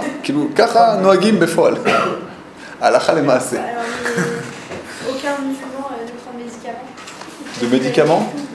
Non, ça te prend dans les tripes. C'est-à-dire, vu qu'il a mal, il va prendre un médicament. C'est au-delà de la pensée. Mais conduire, etc., malheureusement, pourquoi il y a autant d'accidents qui sont causés comme ça. La halakha Gimel, en fait, donc le Rambam il nous dit. Comment ils disent qu'il n'y a pas de maktoub pour l'argent? Ah, Bémet, ça dépend de la Ishtadlout? Non, il n'y a pas de. Maman, ils disent qu'il n'y a pas de maktoub pour l'argent. Non, mais ça dépend quoi des efforts? Il a parlé avec un taxi lui aussi, visiblement, qui lui a dit combien il gagnait par jour. S'il reste en vie, c'est aussi une conséquence pour l'argent. Gimel, Vedavar ze Ikar Gadol, ou Vehu Amud Torah, donc la prière Cholshit, c'est une des bases de la Torah, Ve Mitzvah, Shenemar, Re Natati Lefanecha, Ayom et Achaim. Il n'a pas écrit Ve et Amavet après? Nachon, pourquoi? Pourquoi il l'a pas écrit ou... Parce que c'est etc. non? Non. Pour Ure Anochi Noten Lifnechem Ayom. Klomar Shareshut Biatchem. Pour répondre à ta question, c'est tout simplement parce que c'est vrai que Akadosh Baruch Hu il nous a donné le libre arbitre. Et malgré tout, et là c'est le but de la citation, il y a une volonté qu'on fasse le bien. Il y a une volonté qu'on vive selon les préceptes divins. Donc d'une certaine façon, on va essayer de comprendre aussi que ce libre arbitre, dès le début, il n'est pas aussi libre qu'on pourrait penser. Il est plus arbitre que libre. De base, on est quand même orienté pour faire le bien. C'est comme nous dit la Gemara, quand un enfant naît, on lui dit T'es tzadik val t'es racha. Un ange se tient à côté de lui et dit T'es tzadik val t'es racha. Il est où le libre arbitre? Je veux être un racha. Non, c'est pas libre. Donc c'est ce qu'on va essayer de comprendre. Juste traduire la phrase que vous venez de dire. Ken. Vedavar ze ikar gadol ou, c'est une base, un fondement. Veu amud Torah, un des piliers de la Torah et de la mitzvah, chez Nehemar, qui est dit Re, natati lefanecha, ayom et achayim. J'ai mis devant toi la vie. C'est-à-dire que ça dépend de toi. Uktiv re anochi noten lifnechem ayom, la même chose. Klomar shareshut beyadchem, vechol sheyarpot adam laasot mimaase bnei adam, ose ben tovim ben raim. Encore une fois, tout ce qu'un homme désire faire, c'est le bien ou le mal, il fait. ומפני זה העניין נאמר מי ייתן והיה לבבם זה להם. כלומר שאין הבורא כופה בני אדם ולא גוזר עליהם לעשות טובה או רעה, אלא הכל מסור להם. C'est plusieurs expressions pour dire la même chose. Akadosh Baruch Hu, il ne décrète pas pour une personne s'il doit faire le bien ou le mal.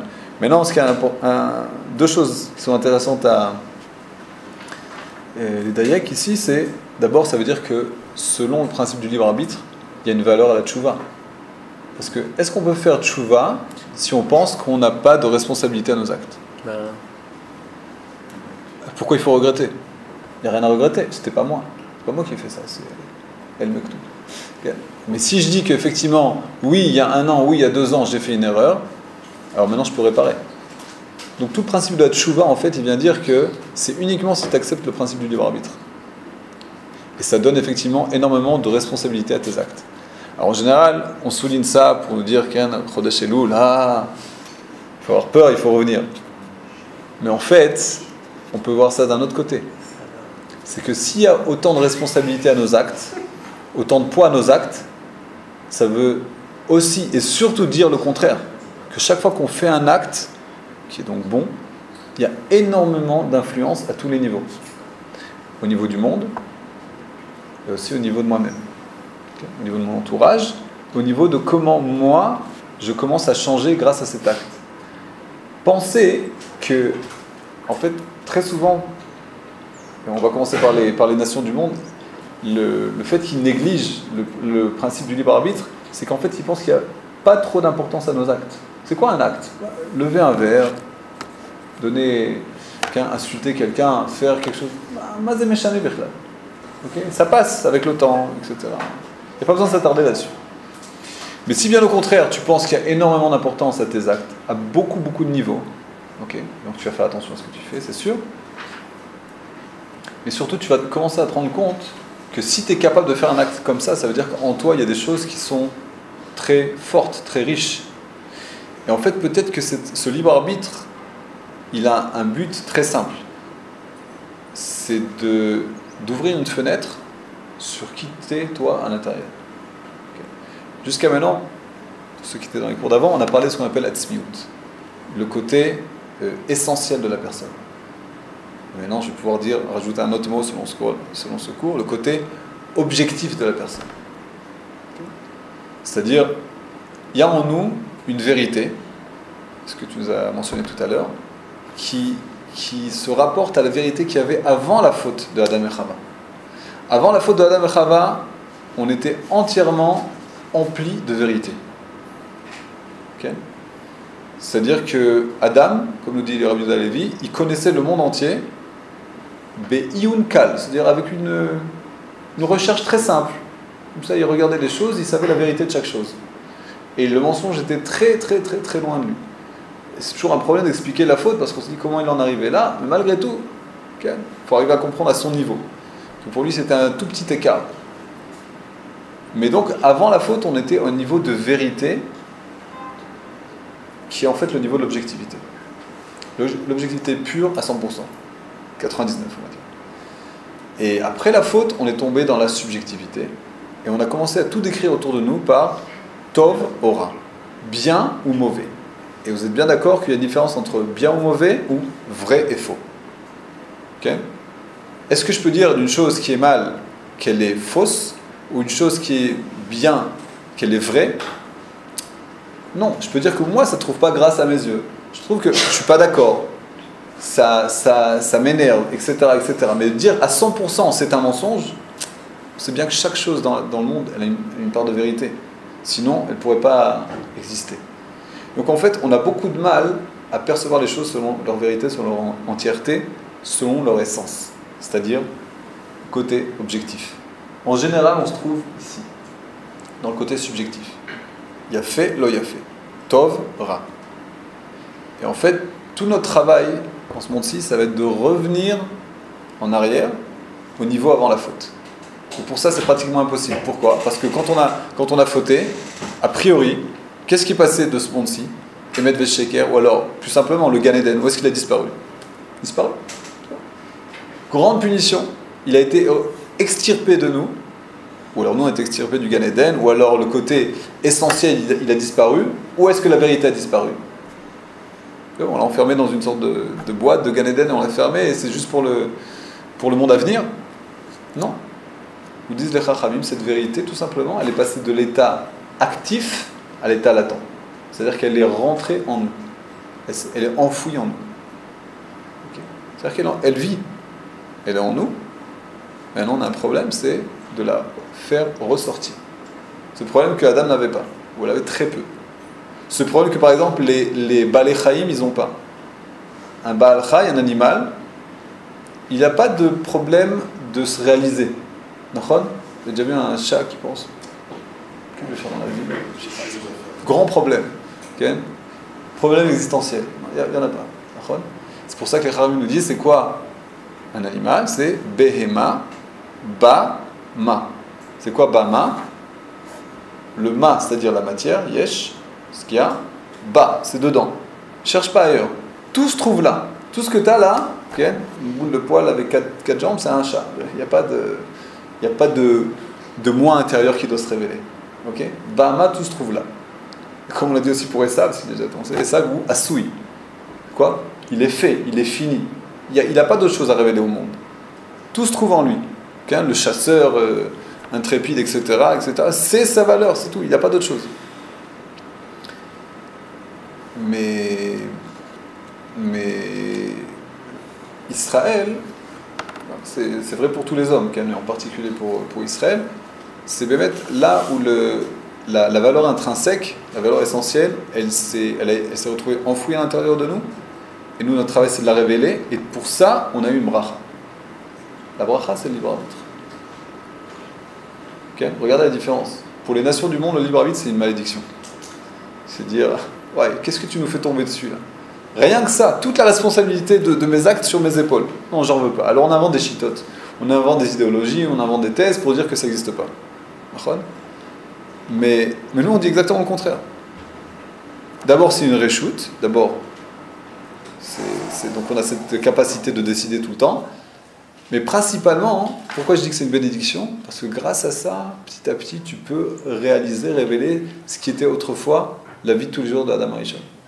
Alors, Nahon, ça se fait petit à petit, ça se fait par étincelles, ça se fait par certains moments, pas tout le temps, etc. Mais à chaque fois où ça se fait, il faut en être conscient. Et tout ce qu'on est en train de faire maintenant, c'est ça, c'est travailler sur notre conscience pour dire que à chaque fois où Bémet, je prends une bonne décision, je fais un bon acte, il faut que j'en ai conscience. Okay ? Parce que c'est très possible que je fasse une bonne action sans en avoir conscience, ou alors sans y attacher trop d'importance, un petit peu sous l'influence des nations du monde, c'est-à-dire j'ai donné 10 shekels à Tzedaka, top, non, tu as donné 10 shekels à Tzedaka à Kavana, c'est que le monde de la vérité, le monde objectif qui est en toi, il s'est révélé au même moment. Pour 1 minute, 2 minutes, mais si toi t'en as conscience, ce ne sera pas de 2 minutes. Ça va continuer, ça va se prolonger, ça va peut-être occuper beaucoup de ton temps. Et comme on sait, mitzvah, goret, mitzvah, goret, mitzvah, goret, mitzvah, etc. Ça veut dire que peu à peu, toute cette vérité, elle va commencer à se révéler. Okay ? Elle va prendre de plus en plus de place dans ta vie. C'est là ? Tiens ? Ok, je pense qu'on a 2 sources qui sont importantes. Et il y a encore un texte de Rav Kook qui est assez court, la source numéro 4. La source numéro 3, on l'a expliqué oralement, c'est ce qui se passe avec avant la faute et après la faute. Juste au niveau de... Quand j'ai parlé d'avant la faute, si on se rapporte à notre dessin, ici, à la place d'écrire objectif, je vais écrire Emet Vesheker. Ok ? Et là, je vais écrire Tov Vera. Et notre travail, c'est de passer de Tov Vera et de revenir vers Emet Vesheker. Et Bémet, notre grand Chacham, quand on va lui dire Lama sur l'ignore, il va nous dire qu'ils c'est sheker. Il va dire ça d'une façon que tu vas vraiment comprendre que c'est sheker. C'est-à-dire, il n'aura pas besoin de te dire tout ce qu'il y a autour. Le simple fait qu'il va te dire c'est sheker, parce qu'il a la capacité de te le dire. Parce que lui, pendant toute sa vie, il a cherché à bémettre, après un certain moment où il a amassé cette capacité de se rapporter au bien et au mal, il a cherché à aller dans la direction de la vérité. Okay. Pas simplement ce que moi j'aime ou ce que j'aime pas, ce que je trouve qui est juste ou qui est pas juste, mais beaucoup plus ce qui est vrai, Nekuda, sans rien rajouter. Est-ce que nous, notre but, c'est de savoir ce qui est vrai ou ce qui est pas vrai, ou de passer justement par toutes ces étapes? Ok, on n'a pas d'autre, il n'y a pas de raccourci. Oui, c'est-à-dire donc alors dans ce cas-là, on ne devrait pas demander aux sages est-ce que c'est vrai. Non, parce que, encore une fois, quand tu es déjà là, à partir du moment où tu arrives déjà à une certaine capacité, comme par exemple maintenant, il faut déjà que tu vois quel est le but. Mais c'est-à-dire, si, je suis d'accord avec toi, si tu restes tout le temps chez ce même Chacham, peut-être ce ne sera pas bien. Parce que tu n'en es pas à ce stade-là. Sur la démarche pour que nous aussi, le but c'est quand même d'arriver au statut du Chacham, donc okay. Nous aussi on est se poser de réflexion. Okay. Mais il faut à ce niveau-là que ce soit beaucoup plus comme un but. Okay. De savoir que c'est l'Artor et la Emet. Prends cette direction. Il faut partir avec la réponse. Ok. Non, c'est pas une devinette. Bien au contraire, savoir la réponse dès le début, c'est beaucoup mieux. Okay. Après, tout le reste, c'est un processus. Ok. Il dit le Rav Kook dans la source numéro 4, Aïd Galut al Dvar Godel Erko shel Adam, al Ashpaato Agdola, Beshifat Achaim Shelo, Begodel Rucho, Kirtsono, Veofat Sichlo, al Havaya, al Kol Hayesh, Zot I Chativa Miyuchedet le Israël. En gros, c'est-à-dire qu'en fait, l'homme qui révèle à quel point il est riche intérieurement, à quel point il a un pouvoir d'influencer le monde, les mondes et lui-même, c'est principalement ce qui se passe chez Israël. Pas spécialement pour l'instant, il ne parle pas, c'est vrai au niveau intrinsèque, au niveau ce qu'on appelle Sgula, mais principalement au niveau de la perception du libre arbitre. C'est ce qu'il continue à nous expliquer. Rachok rachok meod ou haolam kulo miakarazo. La plupart du temps, le monde pense qu'il n'y a pas trop de valeur dans nos actes. Okay? Nous dire pourquoi pour se marier il faut donner une bague, il faut kedusha, il faut un homme, une femme, makara. Okay? Pourquoi il faut attacher autant d'importance à ce genre de choses? Pourquoi les actes ils doivent être aussi importants? Bon, il y a des actes, tout le monde est d'accord, ne pas tuer, ne pas voler, etc. Mais leur code de conduite, il est assez limité en général. Ça ne peut pas arriver à 613 mitzvot. Okay. Et nous, si on arrive à un si grand nombre de mitzvot, 613 c'est juste les mitzvot qui sont dans le Tarek mitzvot, il y en a beaucoup plus. Si on arrive à un si grand nombre de mitzvot, c'est tout simplement parce qu'on attache autant d'importance à la valeur intérieure qu'on a en nous et qu'on est appelé à révéler. רחוק רחוק מאוד הוא העולם כולו מהכרה זו. הכל חושבים שהאדם ביחס למציאות הוא רק פסיבי. Okay. La plupart du temps, les goïms pensent que l'homme, face le rapport qu'il a à la réalité et à lui-même, il est uniquement passif. Parce qu'il n'a pas vraiment de possibilité d'influencer son entourage et lui-même. Mouchpa velo mashpia. Il est influencé, mais il ne peut pas influencer.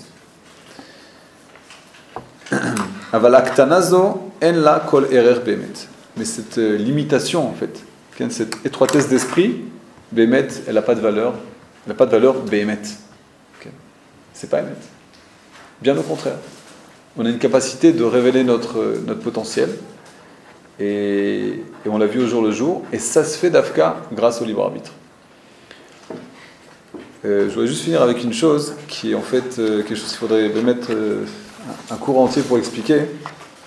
Mais vu qu'on est déjà arrivé là, alors on va finir avec ça. C'est que on a parlé de l'objectivité, de la subjectivité, et puis à un certain moment on voit qu'on commence à parler de la Torah. Et on voit selon les sources que la Torah, c'est apparemment la valeur objective. Pourquoi c'est comme ça? Il y a une réponse très simple. si on dit que l'essence, le côté beaucoup plus intérieur et profond de notre personnalité, c'est Akadosh Baruch Hu qui nous l'a donné, évidemment, comme tout le reste, mais il y a aussi une phrase, que la Torah, Asher Nata Betochenu, la Torah que tu as enfouie en nous. Okay? Le Chacham nous raconte que pour Har Sinaï, qu'est-ce qui s'est passé? Quand ils ont entendu les premières paroles des Aseret HaDibrot, des 10 commandements, ils sont morts. Les Bnei Israël sont morts. Leur âme s'est envolée. Et alors quoi, ils sont restés morts? L'âme, elle est revenue, mais elle a été changée. Cette fois-ci, dans cette âme, il y avait la Torah. Cette même Torah, en fait, qu'on étudie au jour le jour, c'est la valeur objective de chaque chose. La capacité de connaître une chose selon telle qu'elle est elle-même, côté objectif, c'est se rapporter à la Torah qu'on a en nous. La Torah qui est enfouie en nous. Et pour ça, il y a un problème. Elle est enfouie en nous, elle n'est pas devant nous. Quand on prend un livre, c'est bien joli. Un livre, on pourrait vraiment s'y rapporter comme une sorte de valeur morale extérieure, comme il y a plusieurs générations et cultures qui ont essayé de construire. Il y a une morale chinoise, il y a une morale indienne, etc., etc. Chaque culture avec sa morale. Donc pourquoi ne pas dire que la Torah c'est la même chose?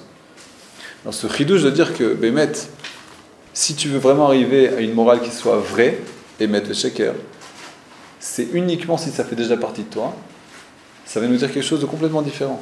C'est pas une valeur extérieure.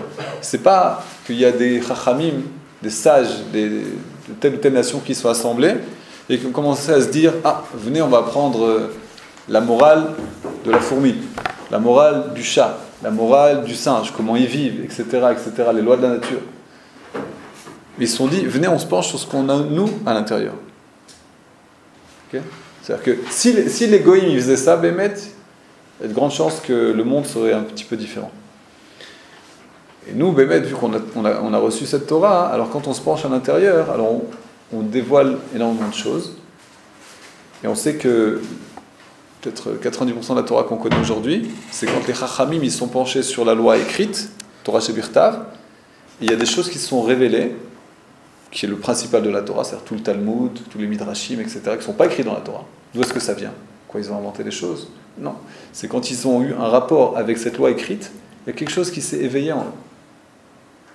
C'est quoi qui s'est éveillé en eux? Cette même Torah qui est enfouie. Il y a eu un lien entre les deux. Entre les lettres de la Torah, Otiot HaTorah qui sont écrites sur le livre, et les Otiot HaTorah qui sont dans le cœur. C'est quoi les Otiot HaTorah? C'est pas Aleph Bet, okay. C'est, on va dire, les valeurs de la Torah. Donc ces mêmes valeurs, quand il y a eu un lien entre les deux, il y a une sorte d'alchimie qui s'est faite, et ça nous a donné la Torah Sheba'al Peh. À un niveau plus large, ça nous a donné notre vie à nous. C'est-à-dire le fait qu'on ait une vie juive, qu'on ait une vie de peuple, etc. Et tout ça, c'est uniquement quand on arrive à rencontrer notre côté objectif, quand il se trouve en face de nous. Un petit peu comme on l'a dit tout à l'heure. Une personne subjective rencontre une autre personne subjective. Leur rencontre fait qu'on s'élève. Et on se trouve à la source de ces deux subjectivités. Là, c'est la même chose. Juste qu'on rencontre quelque chose qui n'est pas subjectif. On rencontre quelque chose qui est à la base même de tout. C'est-à-dire le summum de l'objectivité. Quand on rencontre ça, ou alors quand on rencontre le Chacham, on peut avoir qu'une seule possibilité, c'est de s'élever. De délaisser notre subjectivité peu à peu, de s'élever, d'être de moins en moins embourbé là-dedans, et de s'élever, et peu à peu on commence à révéler effectivement ce qu'il y avait avant la faute. Et tout ça, en fait, on se rend compte que c'était déjà inscrit en nous. C'est pour ça que ça donne une... Quand quelqu'un, par exemple, il y a quelqu'un qui m'a raconté une blague un jour, il m'a dit... Tu sais pourquoi quand il y a des... C'est pas vraiment une blague en fait, c'est vrai. C'est pourquoi quand on va dans une synagogue, etc., il y a un rav qui dit un Dvar Torah, et puis quelque chose de bien, de piquant comme ça, etc. Et les gens ils font pshhh. J'ai entendu, surtout chez les Sfaradim comme ça, en makela, en chœur, c'est avec des ballons qui se dégonflent. Et pourquoi c'est comme ça? Et pourquoi? D'un coup, tu as toute la neshama qui te revient vers toi. C'est en fait tout le côté intérieur qui est emprisonné, comme on l'a dit tout à l'heure, que tu n'arrives pas à révéler parce que c'est toi-même, ta façon de penser, elle emprisonne ça. D'un coup, il y a quelqu'un qui te fait un petit pic comme ça, ça sort. Bégadol, zézé. Ok. Alors, je ne vous cache pas que ça demande pas mal de réflexion, mais en gros, c'est la direction. Chadakim, Boukhim. juste une question. On a dit que maintenant, là, le stade dans lequel maintenant, on est en train de se poser la question est-ce que c'est bien, est-ce que c'est mal, etc. Okay. Et on tend vers un